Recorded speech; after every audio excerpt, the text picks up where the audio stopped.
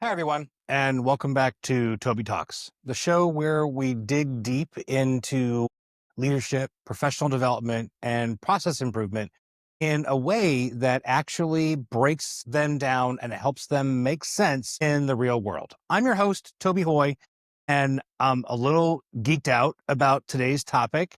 And I'll admit it's a little nerdy. So I guess that makes me a little bit nerdy as well. I want to start with a quick question. And I'd like you to be honest with yourself here because nobody else can really hear you. How many browser tabs do you have open right now? Go ahead and count. I'll wait a second. If the answer is more than 10, then this episode was absolutely made for you. Even if it's less than 10, this episode is still for you because I have a feeling that your to-do list situation is a little bit more chaotic than you'd like to admit. There's no judgment. We're all friends here. Today, we're talking about Kanban boards. And before you click away because you think this is going to be some dry corporate project management lecture, just stay with me for a minute because this is one of those topics that where the simpler it sounds, the more informative and transformative it actually is. Kanban boards have been around since the 1940s. They're used by some of the most efficient organizations on the planet. And most people either aren't using them or they're using them just wrong. Today, we're going to try and fix that. By the end of this episode, you're going to understand what a Kanban board is, why it works, how to set one up, and some of the most common mistakes that teams make so that you can just skip past those and get straight to the good stuff. All right, so let's start at the beginning. Where did Kanban come from? To understand that, we need to go back to the 19th. World War II has just ended and Japan is rebuilding. And there's a little company called Toyota that's trying to figure out how to make its manufacturing process more efficient. And there's a brilliant engineer named Taiichi Ono who has been handed this particular problem and told to just go solve it. You might remember him from way back in episode 4 when we talked about lean. If you haven't checked that one out yet, there's a whole big bucket of excitement in there that will help drive a lot of this topic home. So you can pause this one and go check that one out and come back. So Ono is walking around the factory floor, observing how work flows from point A to B to C, and he notices something that just bugs him. The factory is producing parts based on forecasts. Someone from up the food chain decides how many parts they think they'll need, and the factory produces that many. And then those parts just sit around in inventory until they're needed. And here's the problem with that system. If the forecasts are wrong, and forecasts often are wrong, just look at the weather, you've either got way too many parts sitting around collecting dust, or you don't have enough parts and the whole line just stops. Neither outcome is great. So at some point in this process, Ono goes on a trip to the United States. And while he's there, he visits, of all things, an American supermarket. And he has this light bulb moment that I generally think is one of those, well, that's totally obvious moments in business history. He notices that supermarkets don't try to predict exactly how much of each product that it will sell. Instead, they just watch the shelves. And when the shelves start to get low, they restock. Customer demand pulls supply from the storeroom, not the storeroom pushing supply onto the customer. So it's pull, not push. That right there is the key insight. So he goes back to Toyota and implements a system where workers signal upstream when they need more materials or more parts. They use physical cards and to communicate this signal up the chain. And in Japanese, the word for signboard or sign card is Kanban. That's literally where the name comes from. So this card-based poll system becomes a cornerstone of what is now known as the Toyota production system, which eventually evolves into lean manufacturing, like I mentioned a minute ago, which eventually influences nearly every major operational methodology in the world. Not a bad day for a trip to the grocery store. So now fast forward to the mid 2000s. A software developer and consultant named David Anderson looks at these Kanban principles and thinks to himself, hey, knowledge work has a lot of the same problems that Toyota was trying to solve back in the 40s. Our people are overloaded, work is invisible, and things are moving at the wrong pace. So he adapts those ideas into how software teams manage their work, and he publishes a book about it. And in 2010, that methodology absolutely takes off. Today, Kanban boards are used in software development, marketing, HR, healthcare, education, legal, and about 1,000 other industries that have absolutely nothing to do with the manufacture of Toyota Camrys. The core principles here have stayed remarkably consistent for nearly 80 years. Number one, make work visible. Number two, limit work in progress. Number three, let work flow. And number four, improve continuously. So we're going to dig into each of those today. But first, let's get concrete about what a Kanban board actually looks like. So physically, a Kanban board looks like any other whiteboard or big empty horizontal space.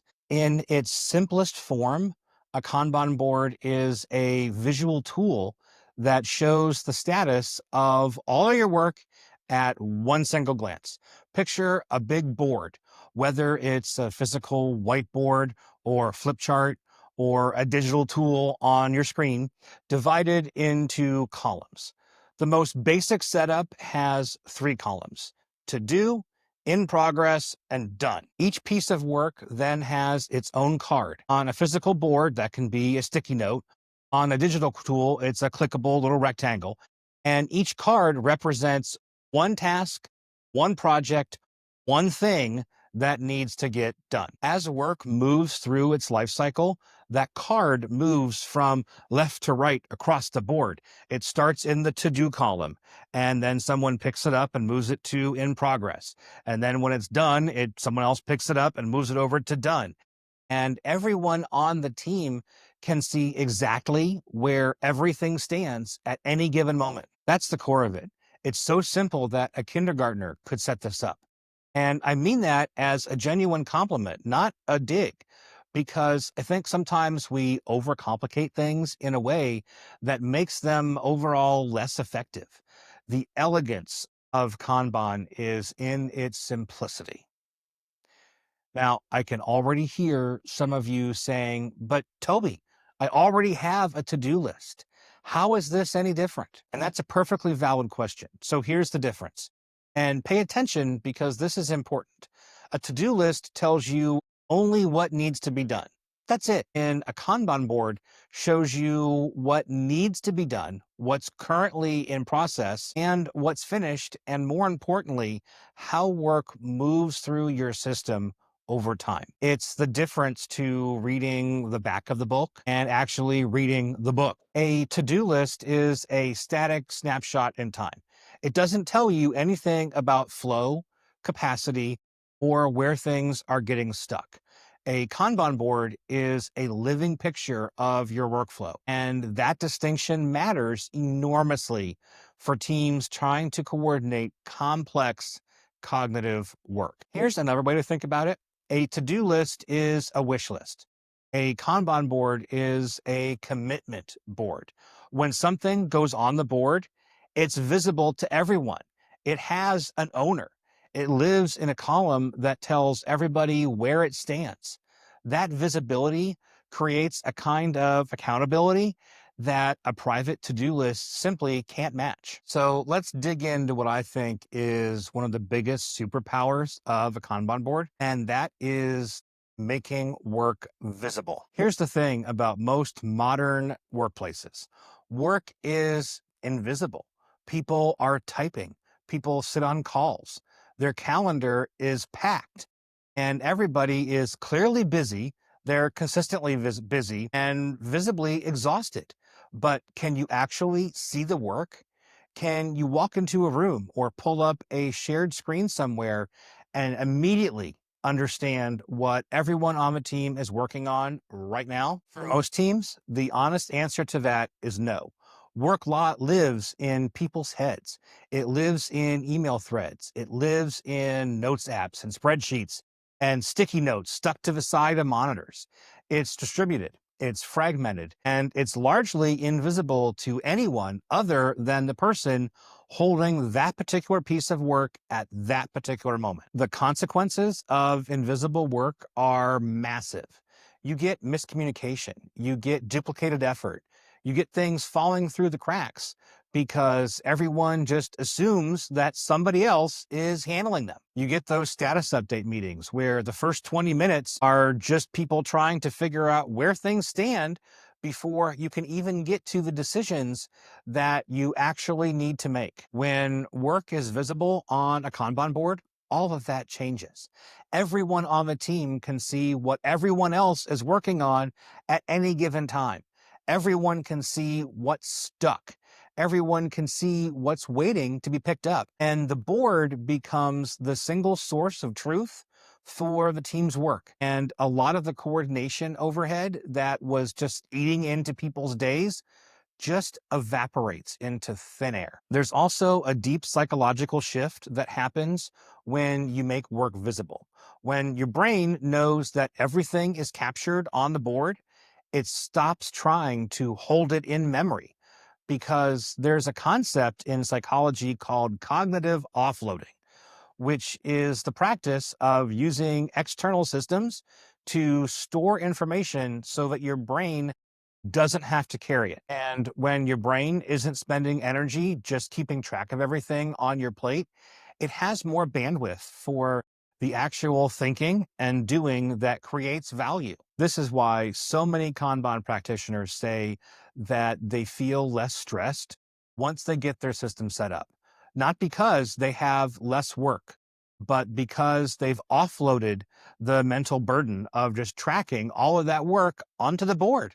Their brains get to breathe a little bit again. I remember the time that I set up a proper board for a team for the first time that I was leading. And the immediate reaction from people was something like, I had no idea we had that much in progress. And that conversation right there, that single moment of shared visibility was more valuable than a dozen status meetings because suddenly everybody could just see the problem together in real time and we could start talking about it honestly. So now we're getting into one of my favorite Kanban concepts, and it's the one that tends to make people just a little bit uncomfortable the first time that they hear it.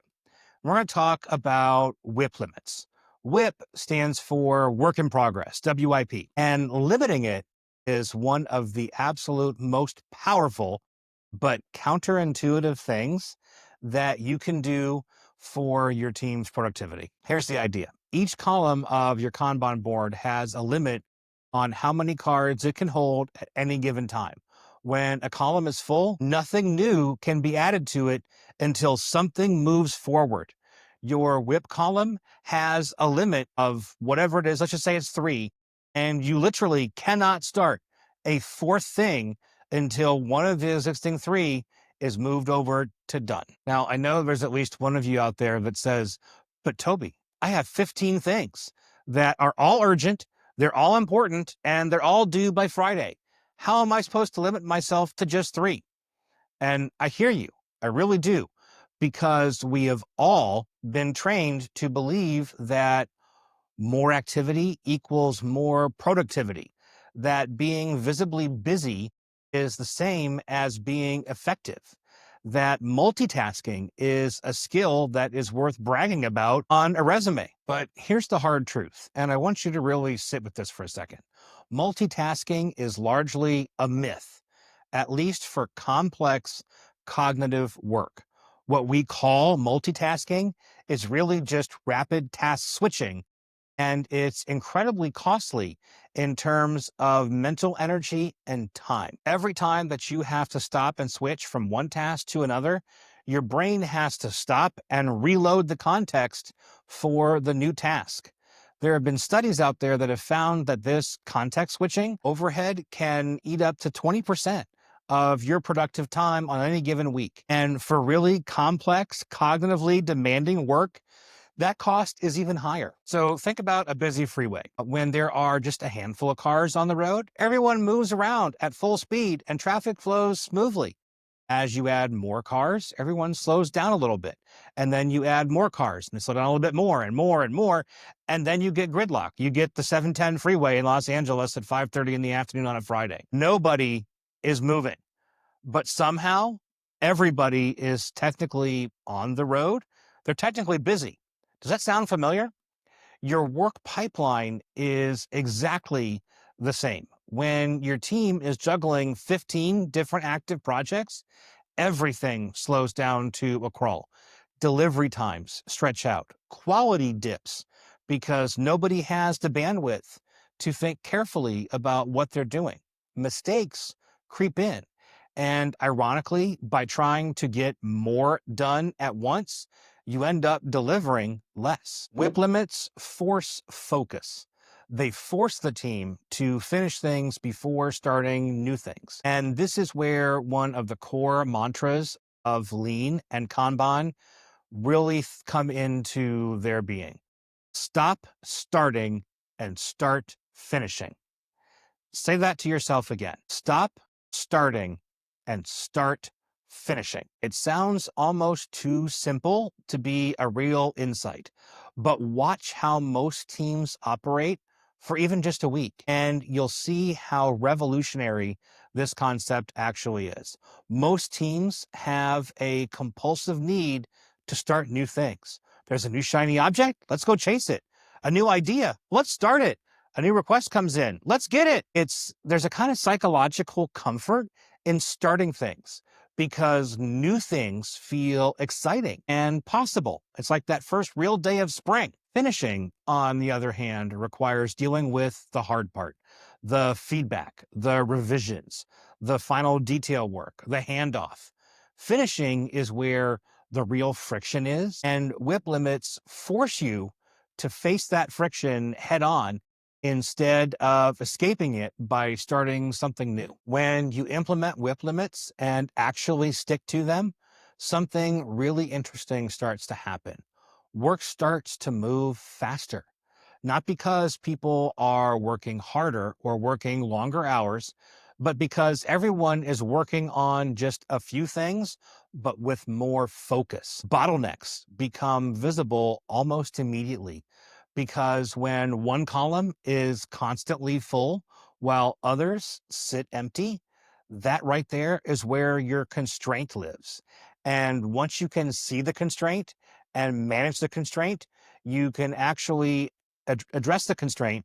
And for more information about constraints, go back and check out episode 13. We just did a whole thing on constraints. So let's spend a few minutes on the cards themselves, because this is an area where teams often will cut corners and it ends up costing them in the long run. The bare minimum for a card is the name of the task, the thing that you're doing.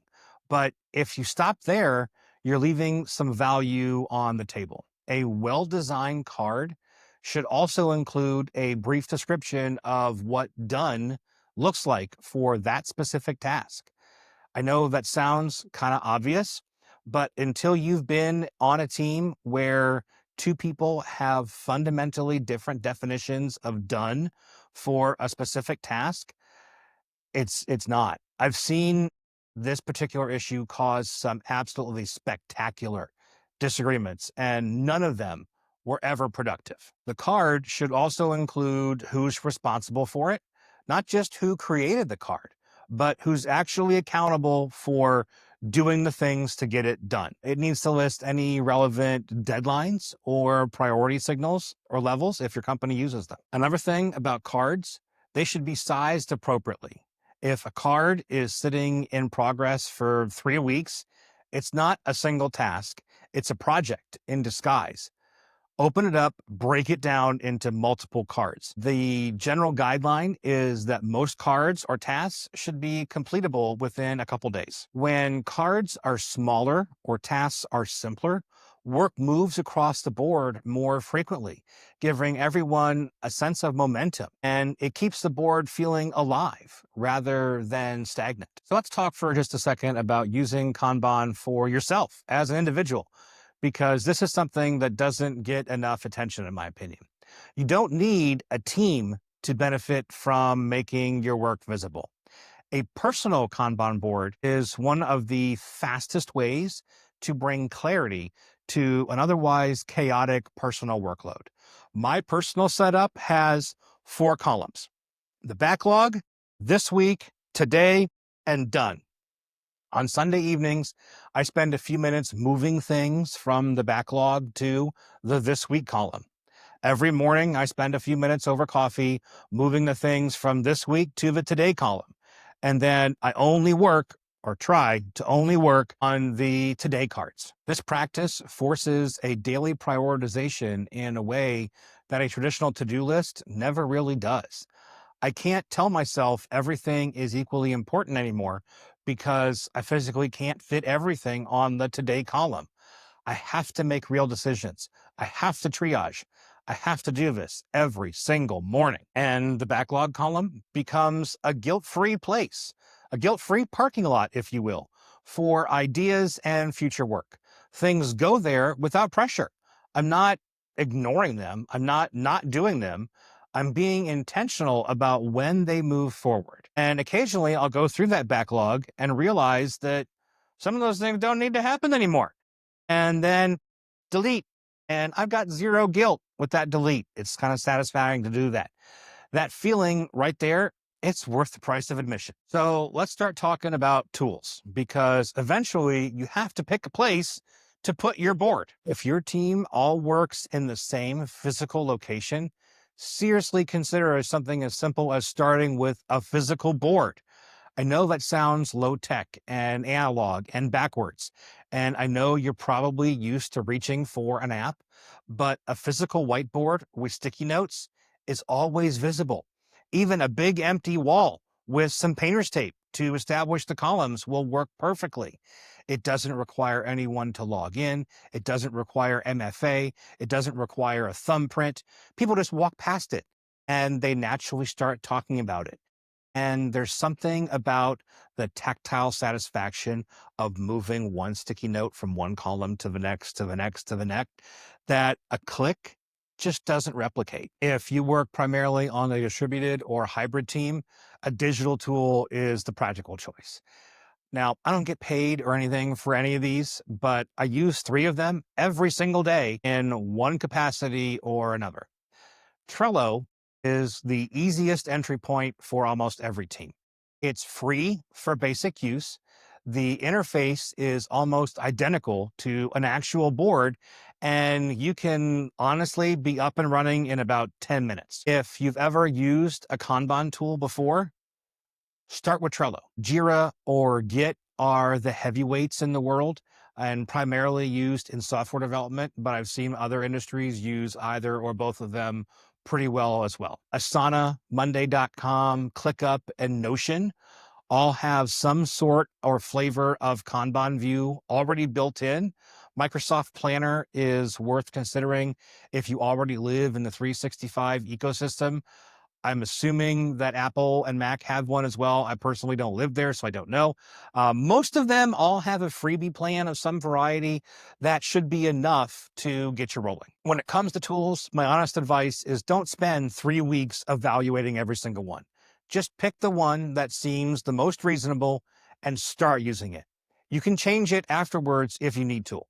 The board is the system, not the software. So let's dive into the mistakes, because teams make the same ones over and over and over again. And if I can, I want to help save you some headache. Mistake number 1 is they have too many columns. Start with 3, maybe 5 at the max. Add more only when the workflow, the flavors of in progress, genuinely require it. 12 columns is not more sophisticated. It's just more confusing. Mistake number 2 is ignoring the WIP limits. If you set a limit of 3 for any one column, but you've got 8 cards in that column, all you've proven is that limits are optional in your culture, and optional limits aren't limits. They're suggestions. Stick to the limits, period. Mistake number 3 is not updating the board at all. A stale board is worse than no board because it shows a picture of reality that doesn't match reality. Keeping the board current has to become a team value, not just a request. And it has to start with leadership visibly modeling that behavior. Number 4 are cards that are too big.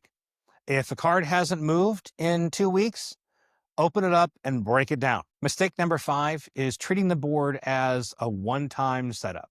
Kanban is a living system. It should evolve as your process evolves. Review it regularly. What's flowing well? Where is work getting stuck? Where's the choke point?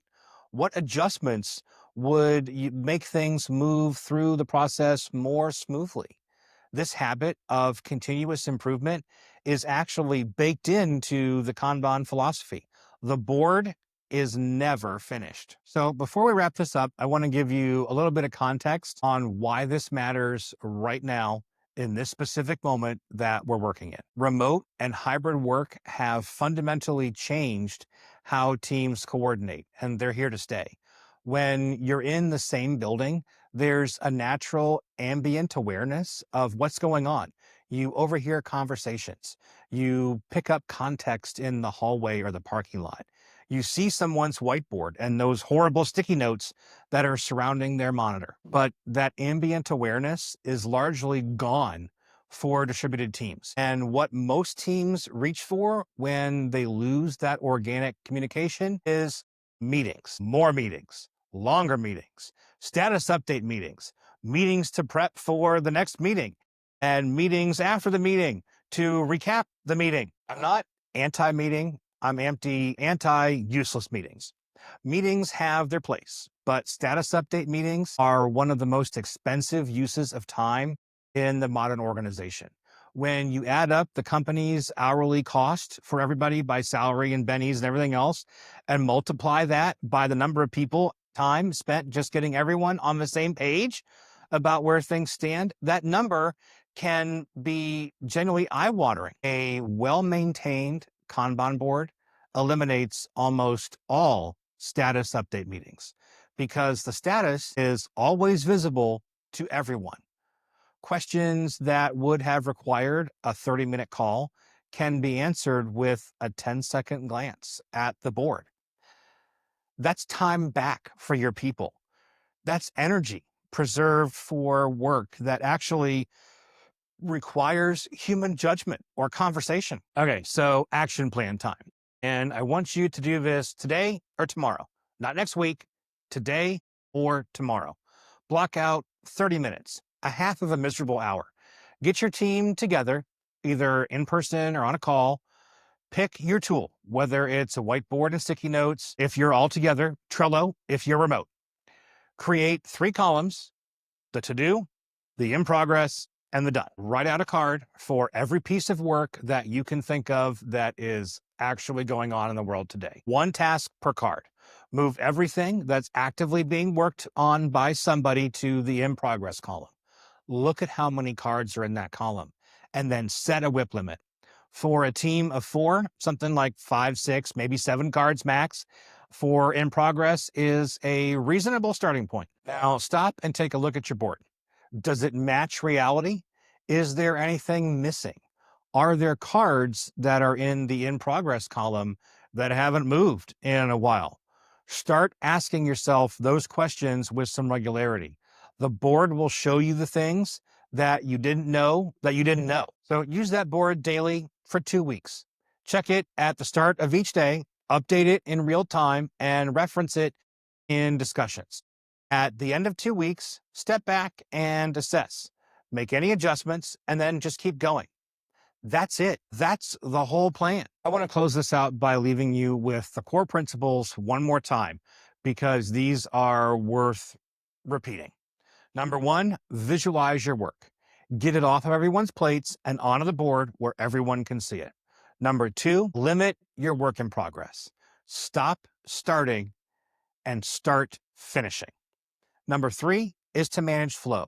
Pay attention to how work moves and do something when it stops moving. And number four is to improve continuously.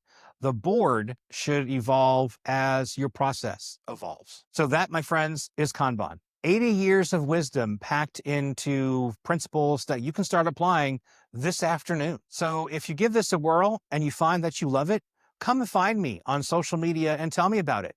And if you try it and you hate it or you're struggling, come find me on social media and tell me that too. I really want to know how it's going. And if you're in that struggling category, I'll even help get you sorted out.